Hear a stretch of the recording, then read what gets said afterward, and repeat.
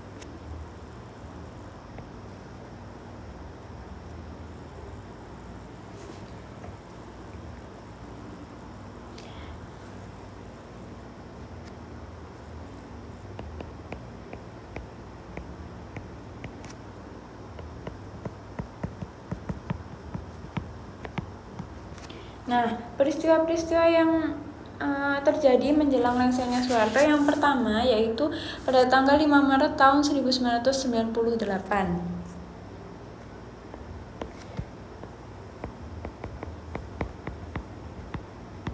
Yaitu terjadi demo mahasiswa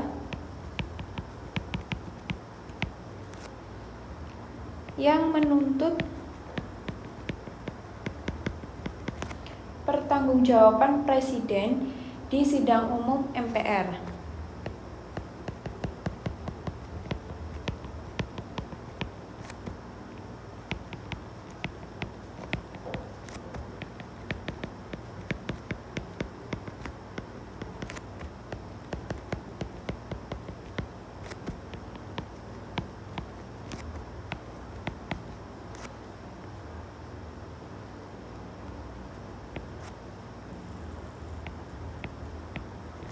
Nah, pada tanggal 5 Maret 1998 ini sudah muncul demonstrasi besar-besaran yang dilakukan oleh mahasiswa, di mana mahasiswa ini menuntut pertanggungjawaban presiden. Pertanggungjawaban apa? Yaitu salah satunya pertanggungjawaban atas munculnya krisis ekonomi yang terjadi di Indonesia atau yang kita kenal dengan istilah Krismon.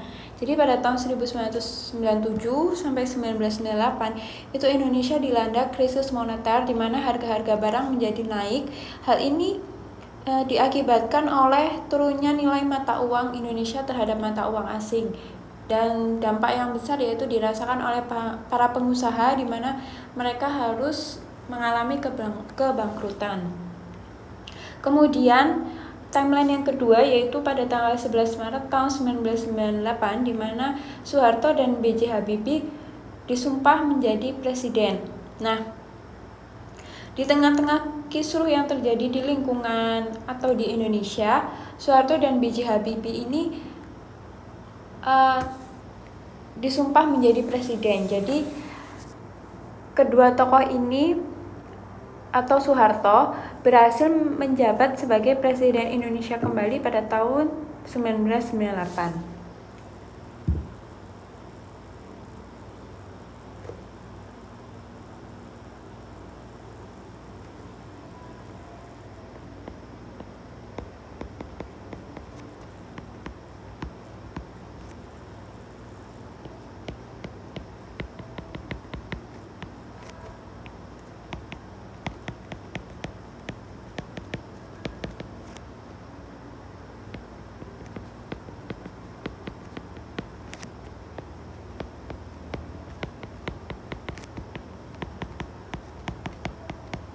Nah, kemudian pada tanggal 14 Maret tahun 1998, Soeharto mengumumkan Kabinet Pembangunan 7.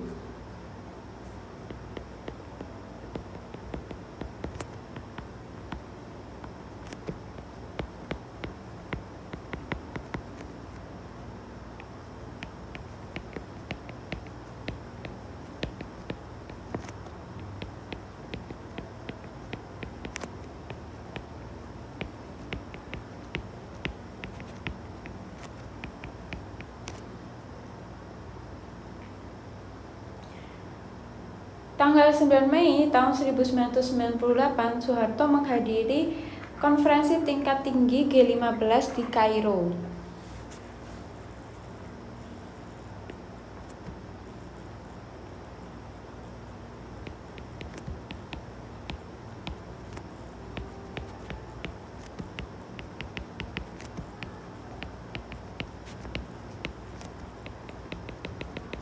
KTT atau Konferensi Tingkat Tinggi G15 di Kairo.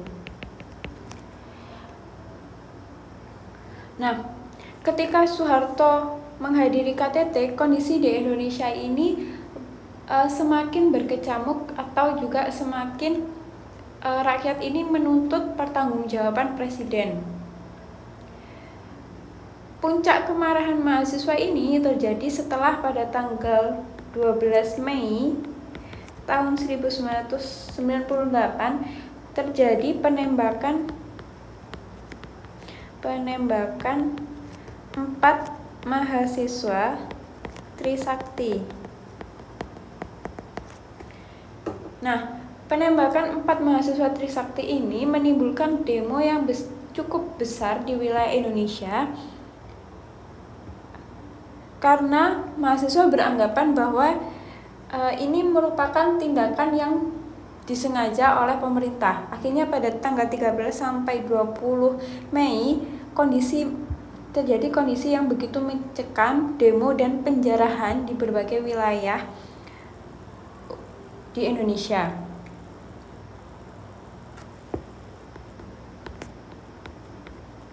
Nah, jadi mahasiswa ini sebagai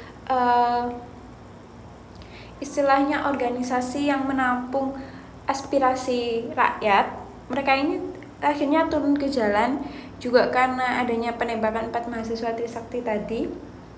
Hal inilah yang mengakibatkan kondisi mencekam akibat demo dan penjarahan.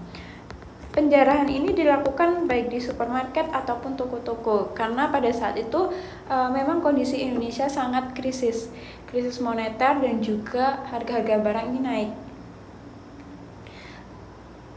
Nah, di samping itu Soeharto ini masih berada di Kairo. Akhirnya setelah pulang dari Kairo, tepatnya pada tanggal 21 Mei tahun 1998, di Istana Merdeka, Soekarno akhirnya mengumumkan mengundurkan diri.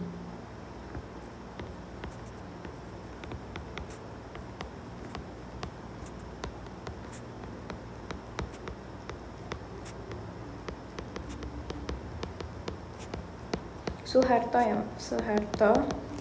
mengundurkan diri. Nah, karena Soeharto mengundurkan diri berdasarkan undang-undang, apabila presiden mengundurkan diri, yang menggantikan adalah wakil presidennya, yaitu B.J. Habibie. Presiden Soeharto bisa kita lihat mengundurkan diri, penyebabnya adalah karena munculnya krisis moneter dan munculnya demonstrasi mahasiswa besar-besaran yang menuntut turunnya atau lengsernya Soeharto. Jadi jawaban yang tepat turunnya Soeharto dari jabatan presiden yaitu pada tanggal 21 Mei tahun 1998.